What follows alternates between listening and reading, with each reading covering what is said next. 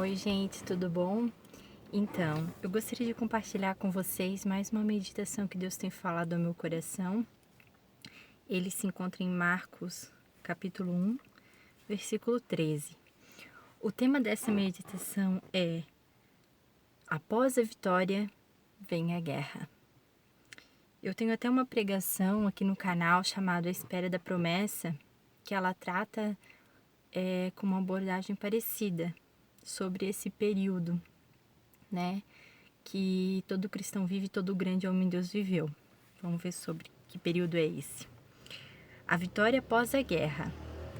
Em Marcos 1,13, eu vou ler para vocês, fala assim: E logo o Espírito o impeliu para o deserto, onde permaneceu 40 dias, sendo tentado por Satanás. Estava com feras, mas os anjos o serviam. Aqui está falando de Jesus, no capítulo 1, fala sobre o batismo de Jesus feito por João. E no batismo de Jesus a gente pode dizer que houve um momento único na Bíblia onde o Espírito de Deus, ele fala que Jesus claramente, audivelmente, as pessoas que estavam ali, que Jesus era o Filho de Deus. E isso foi uma glorificação de Jesus, né? Uma glória para Jesus. E logo após esse momento de glória, esse momento em que todos viram que ele era o Filho de Deus, ele é levado ao deserto.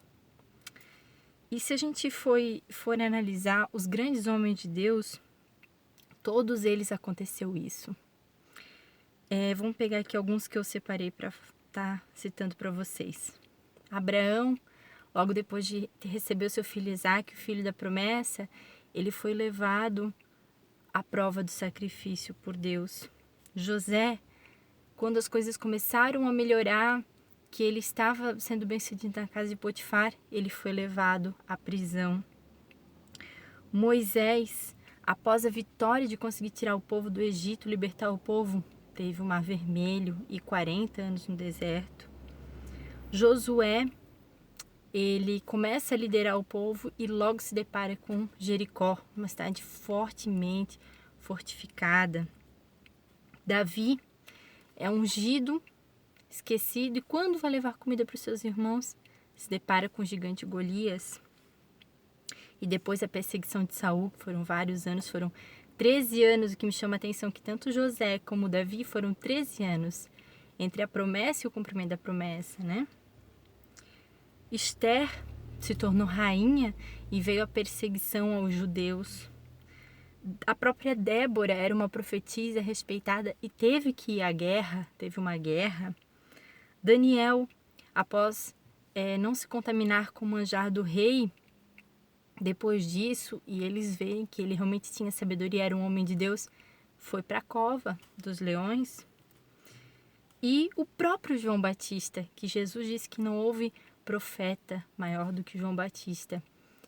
João Batista, após esse momento glorioso do batismo de Jesus, onde ele declara que Jesus era o Filho de Deus, ele cumpre a sua missão, ele sofre a perseguição de Herodes.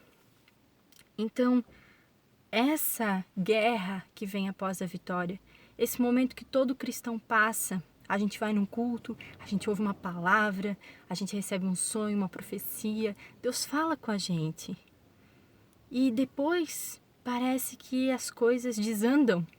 A gente se sente só, a gente se sente abandonado, a gente se sente perdido, muitas vezes até esquecido por Deus.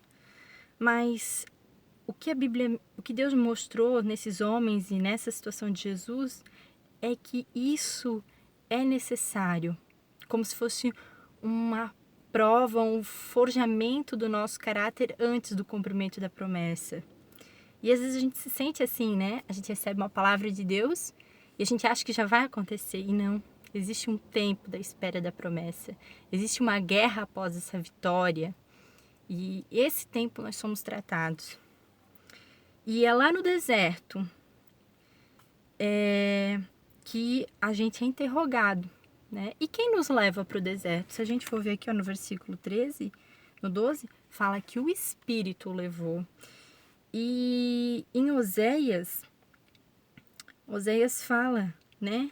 que o Espírito, Oséias 4:12, se eu não me engano, fala que o Espírito nos leva ao deserto, né? Para a gente ser tratado, para a gente ser tocado por Deus, né? Oséias 2:14, portanto, eis que me atraiu e levarei para o deserto e ali falarei ao teu coração. Então, é o Espírito, é Deus que nos permite passar por esse momento após a promessa. Lá, Jesus foi tentado de 3 formas que nós somos tentados também. Primeiro, a sua identidade. Se tu és o Filho de Deus, quem tu és? Foi Deus mesmo que prometeu isso para ti? Quem tu és? Segundo, lança-te daqui para baixo. Se Jesus se lançasse ali no templo, ele estaria fazendo um atalho. Ele iria mostrar para todo mundo que ele era Filho de Deus, porque os anjos iam pegar ele. Então ali Satanás estava propondo um atalho para Jesus. E a gente, nesses momentos, a gente tem que decidir se a gente vai passar pelo caminho estreito, se a gente vai ser fiel a Deus, ou a gente vai querer pegar um atalho, ou a gente querer dar um jeitinho para a promessa acontecer. E também somos tentados, somos interrogados de quem é o nosso Deus, quando ele fala para Jesus se prostrar diante dele, né?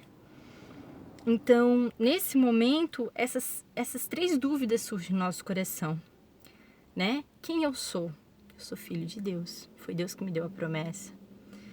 Que caminho eu escolho? Eu escolho esperar em Deus. Eu escolho saber que Deus está no controle e que é no tempo dele e não no meu. E quem é teu Deus? O meu Deus, o Senhor dos Exércitos, que luta por mim, que fez a promessa e vai cumpri-la. E no versículo 13, fala que ele estava com feras.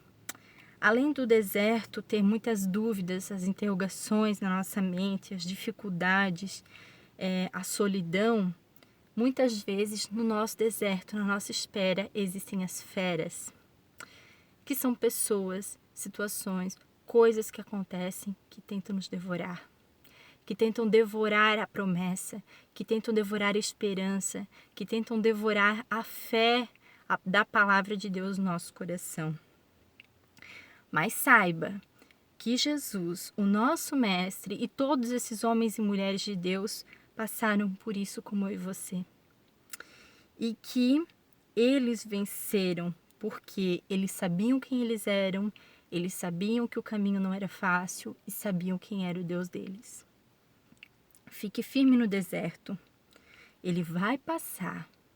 Mas a promessa de Deus para mim e para a sua vida, essa é eterna. E no final do versículo 13 fala o seguinte, que estava com feras, mas os anjos os serviam. Eu quero deixar para você nesse vídeo que você saiba disso, que mesmo no deserto, Deus manda anjos para te servir. Deus te serve de esperança, Deus te serve de paz, Deus te serve de alegria, de conforto. Leia a Bíblia, medite no Senhor, Ele vai falar ao teu coração como Ele fala comigo através dessas meditações na palavra dEle. Ele é fiel, Ele é justo, Ele nunca desamparou um servo seu e não vai desamparar você e nem eu. Amém? Deus abençoe.